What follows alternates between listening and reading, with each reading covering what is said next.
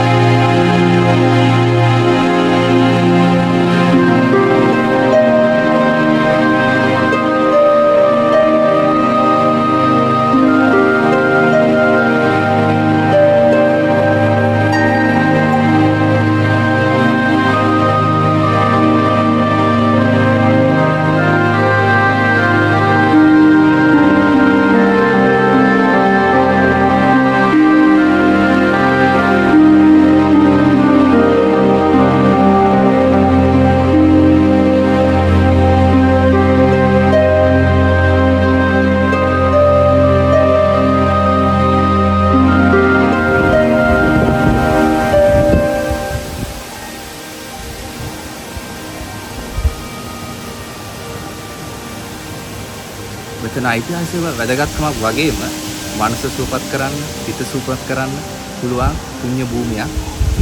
බෞද්ධ ඕගොල්ලෝ මෙතනට ඇවිල්ලා වන්දනාමාන කරලා හිත සංසුන් කරගෙන මෙතනට ඇවිල්ලා මේ පරිසරයේ තියෙන සිසිලත් ඉඳගෙන යන්න පුළුවන්. ඉතින් ලස්සන බෝධියක් තියෙනවා. ඔයගලන්ට ආවොත් ඒකත් බලා ගන්න පුළුවන්.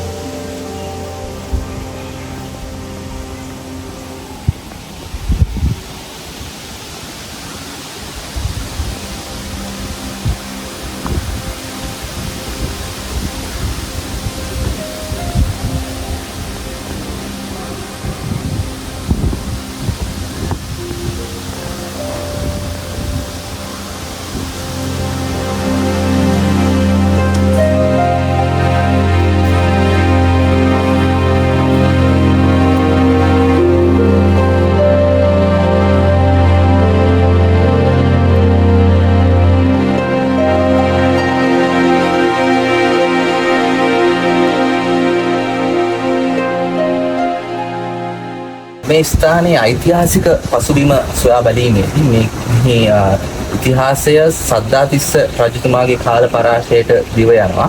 ඒ කියන්නේ ක්‍රිස්තු පූර්ව 137 වගේ අතර. ඉතින් ඒ කාලයේදී මේ ස්ථානයේ ස්වාමීන් වහන්සේලාට වැඩ වාසය කිරීමට හැකිවන පරිදි කල් ගුහාවල විහාර සංකීර්ණයක් නිර්මාණය කළා තිබෙනවා. ඉතින් අදටත් අපිට මේ ගුහා දැක ගන්න පුළුවන්. හැබැයි බොහොමයක් ගුහා විනාශ වෙලා තියෙන්නේ. ගල් එහෙම කඩන් වැටිලා විනාශ වෙලා තියෙනවා අපිට. ඊට අමතරව ගත්තොත් එහෙම මේ ස්ථානයේ තියෙනවා එක්තරා ගම්වැලක්.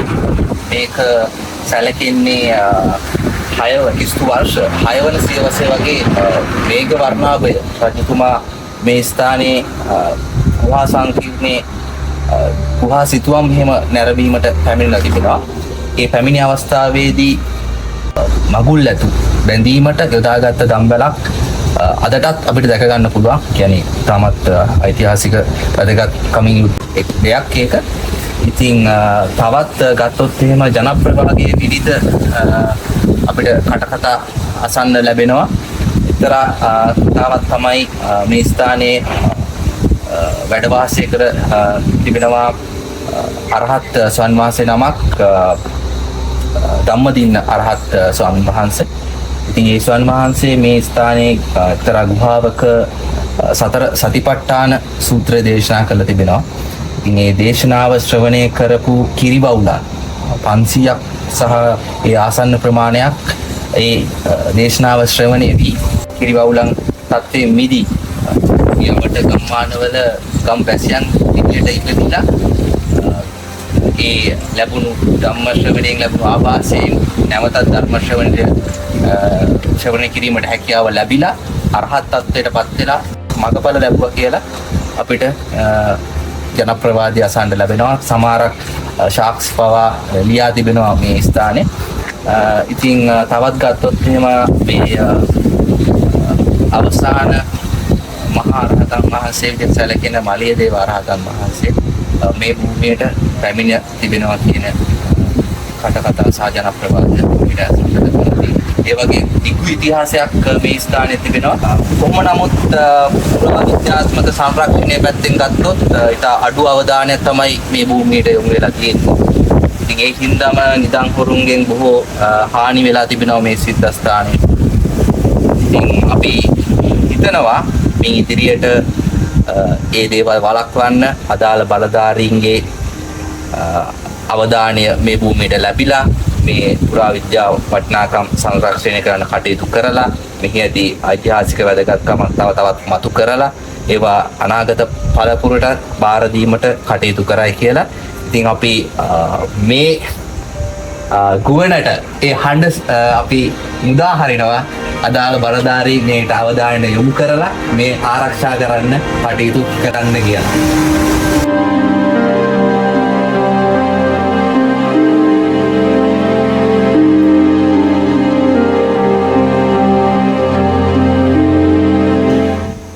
මේ විහාරස්ථානයේ ටිකක් උඩට වෙන්න අපිට විහාර කන්ද කියලා අවට පරිසරයේම ආරවන්න පුළුවන් ස්ථානයක් තියෙනවා. ඉතින් ඒකට යන මාර්ගයක් තියෙනවා. හරි. සුන්දර ස්ථානකින් තමයි යන්න තියෙන්නේ. ඉතින් ඒ සුන්දරත්වය බලලා අපිට කන්දට යන්න පුළුවන්.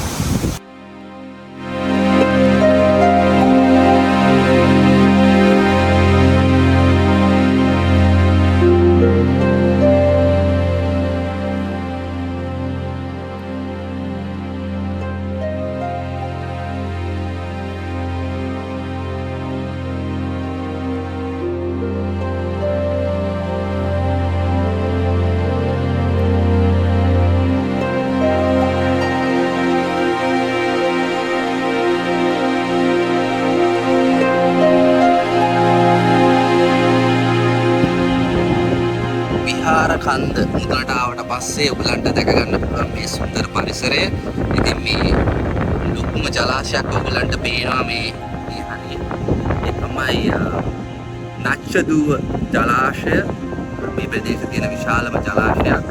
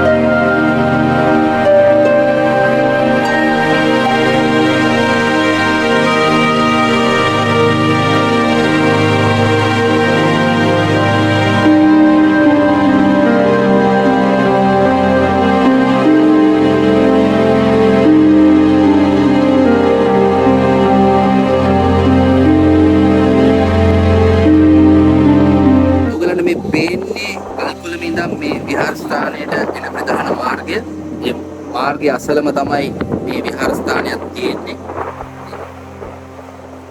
මේ විහාරස්ථානයේ ඉස්සරහින් ඔයගලන්ට පේන නැති ජලාශයක් අපිට තියෙනවා. ඒ වගේම ඔයගලන්ට පේන නැති තල් ගස් එහෙම ඉතින් අද අපිට දැක ගන්න පුළුවන් තල් කුරුම්බ එහෙම ඇතිලා තියෙනවා. හරිම අරසට සහැල්ලුවක් ගෙන දෙන පරිසරයේ විඳින්න පුළුවන් පරිසරයක් තමයි මෙතන තියෙන්නේ. ඒ වගේම මේ උදඟ අපූර්ව අත්දැකීමක් තමයි අපිට එන්නේ. අපේ මනස සැහැල්ලු කරනවා, විඩාව සංසිඳනවා. ඉතින් මේ අත්දැකීම ඔයගලන්ට ගන්න ඕන මේ ස්ථානයට අනිවාර්යෙන් එන්න ඕනේ.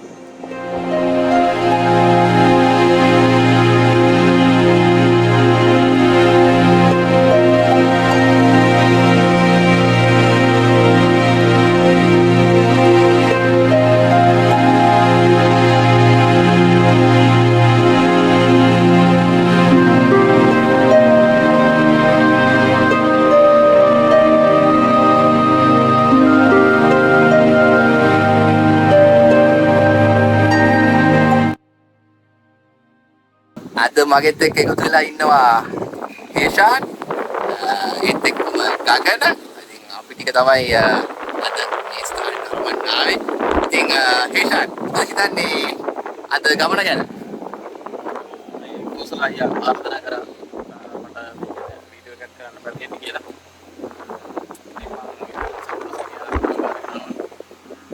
මම හිතනවා ගමනත් එක්ක අපිට මේ අඳුපන්ති රජිතී පොඩි පිටාවක් දැනුණත් දුනට නැගලා පස්සේ ඒ සුන්දරත්වය අපි ඉඳගත්තා වගේම අපි හිතනවා ඔබත් ඒ අත්දැකීම ලබා ගන්නත් එහෙම ඔබට කවදාවත් අමතක නොවන අත්දැකීමක් වෙයි කියලා මේක. ඉතින් අපි ආරාධනා කරනවා ඔබට ඒ අත්දැකීම පැමිණ ලබා ගන්න. ඒක තමයි අද කැමරා කරන්නේ කොට සහාය දැක්වේ. ඒත් එක්ක අපි ගගන ඉන්නවා. ඇත්තටම කිව්වොත් හොඳයි ගමන දුෂ්කරයි තමයි. ඒත් මේ මිනිසුන් හැංගිලා තිබ්බට ගොඩක් දේවල් මෙහි බලන්න තියෙනවා. ඉතින් මම ඔයාලට කියන්නේ අපේ channel එකත් එක්ක එකතු වෙලා ඉන්න. මේ වගේ ඉස්සරහටත් වීඩියෝ මේ වගේ තැන් වලට අපි අනේවා අනිවාර්යෙන් දානවා. අනිවාර්යෙන් මේ සම්පූර්ණත් එක්ක ගනුදෙනු කරන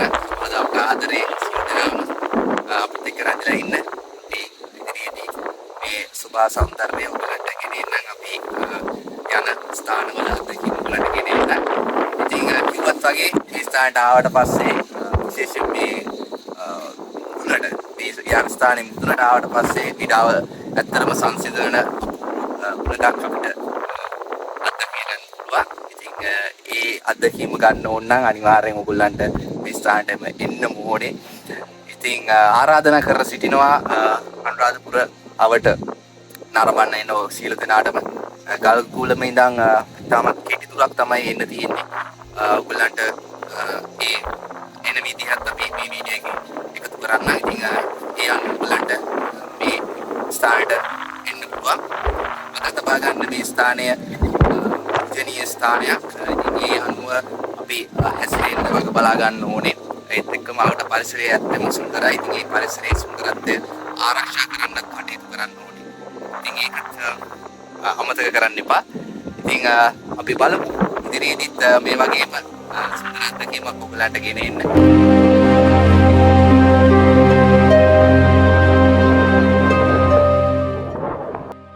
තලගුරු විහාරයේ අත්දැකීමෙන් අද සමුගන්නයි මේ සූදානම. හිතනවා ඔයගලන්ට තලගුරු විහාරයේ සුන්දර අත්දැකීමක් අපිට ගෙනෙන්න පුළුවන් වුණා කියලා. ඉතින් මේ වගේම තවත් සුබාදහම ගැන අත්දැකීමක් ගෙන දෙන සුබාදහමට ආදරය කරන ඔයගලන්ට වීඩියෝ එකක් ගෙනීමේ අදහසින් අදට සමුගන්නවා. මතක තියාගන්න ජීවිතේ විඳින්න සුබාදහම අත්දකින්න මනස සුවපත් කරන්න. මම කෞසල බණ්ඩාර.